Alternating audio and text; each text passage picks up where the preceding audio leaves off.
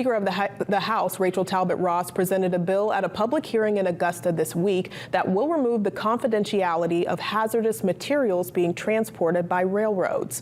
Currently, Maine residents cannot review information about the potentially hazardous materials being transported by railroad companies due to an exemption from the state's Freedom of Access Act.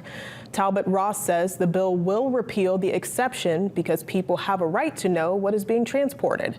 She says train derailments are becoming more and more common and that the materials being transported may contain chemicals that are poisonous.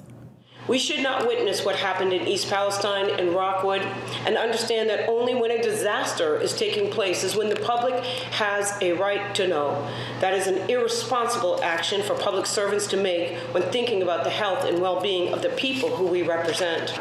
Transportation is a competitive business, so we have confidentiality with our customers. We don't own the freight that's on the trains. It all belongs to someone else. We're just moving it for them.